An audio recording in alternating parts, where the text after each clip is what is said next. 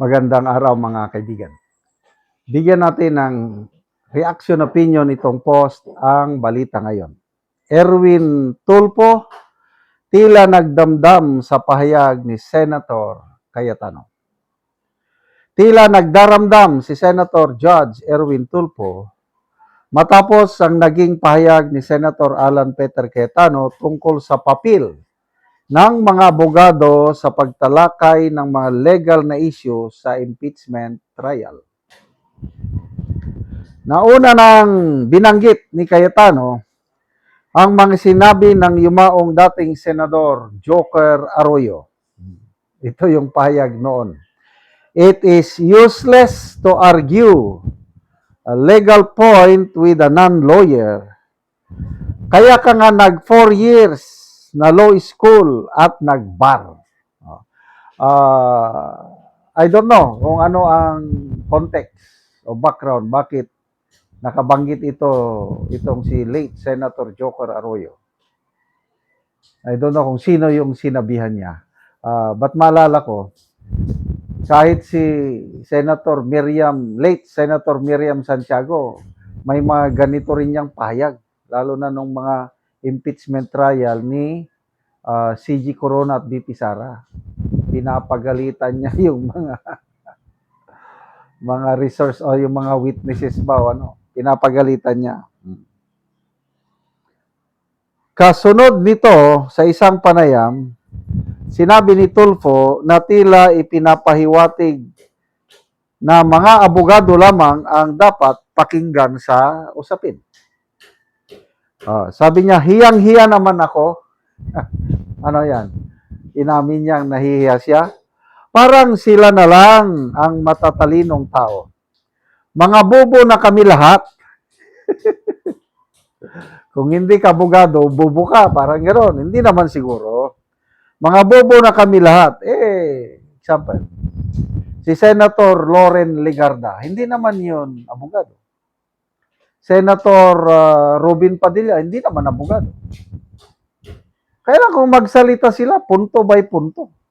Ako, sumasaludo ako sa napaka-intelligent questions pagtatanong ni Senator Legarda, Senator Robin Padilla. Of course, Senator Aimee, nagtapos ng abogasya, hindi lang siya nag-bar. So, hindi ako sang-ayon yan na porke hindi ka abogado, hindi ka na matalino. Matalino pa rin. But depende kasi. Ilagay nyo sa ayos. Sabi niya, mga bobo na kami lahat, kaya siguro hindi na nila kailangan makinig kasi mga matatalino sila.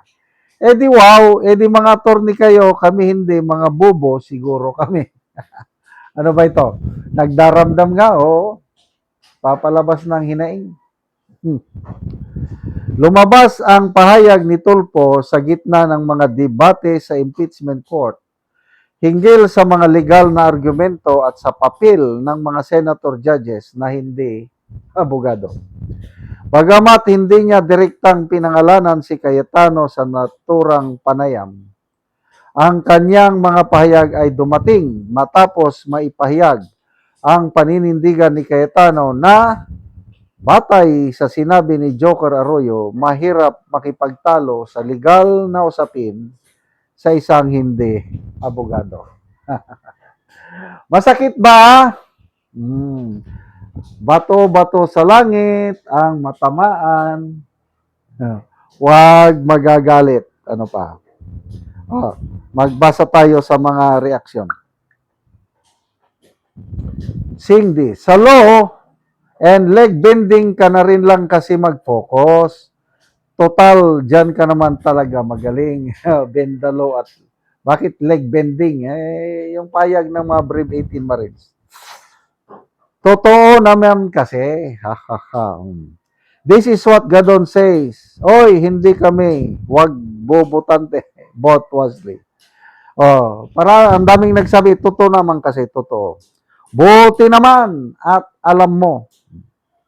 Inamin niya, guys, for the first time, may tama kang sinabi, Erwin Tulfo.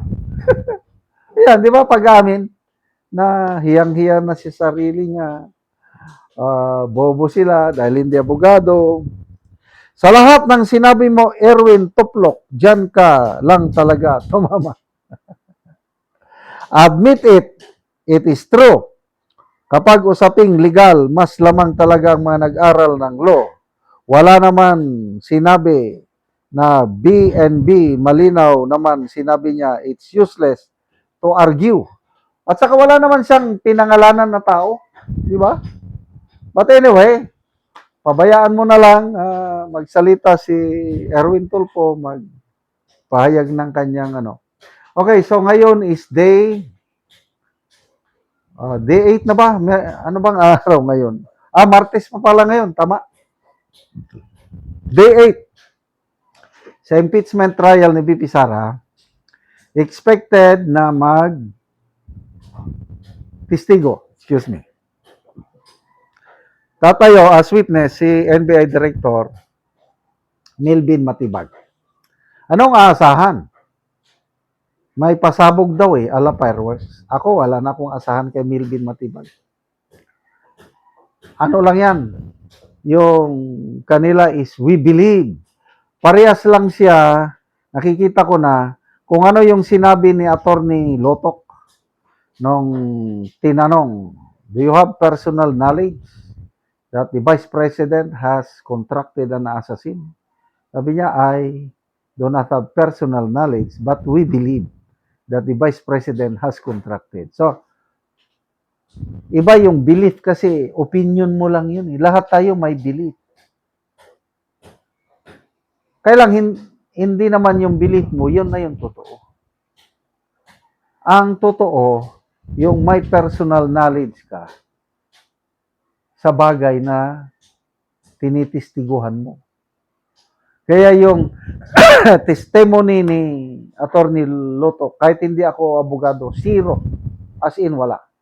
So I don't know itong sasabihin ni Director Milvin Matibag kung makakaproduce ba siya, may personal knowledge ba siya sa assassin na kinontrata ni VP Sara. Salamat mga kaibigan sa inyong pagsubaybay sa channel nito.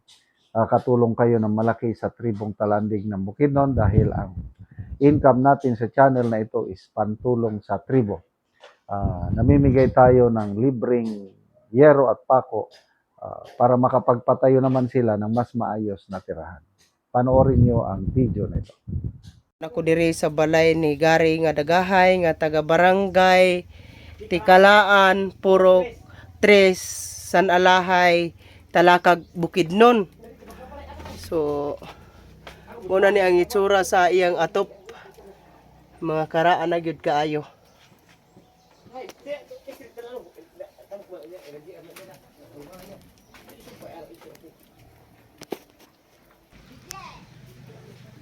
Talas ani ako nang datang ni sidan. So muna ni ang hero nga gihatag na pulo ka buok nga digis. O muna ni ang itsura sa gawas nga bahin sa ilang balay.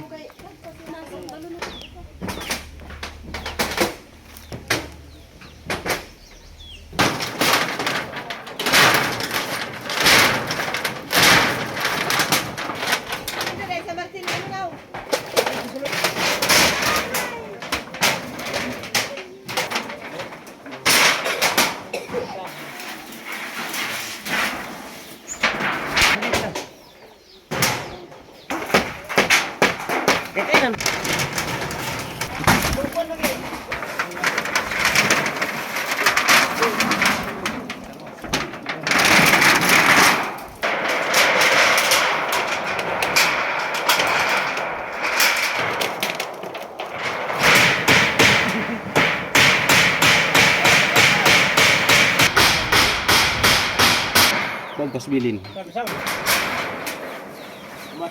O karon humanagid sa pag-atop ang ginatabang nga yero.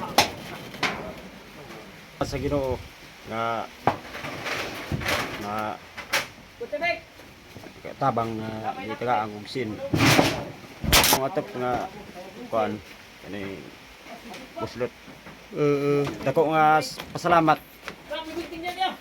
Dako salamat sa inyong sponsor sa Sin. Salamat kayo. Salamat kayo nga dako.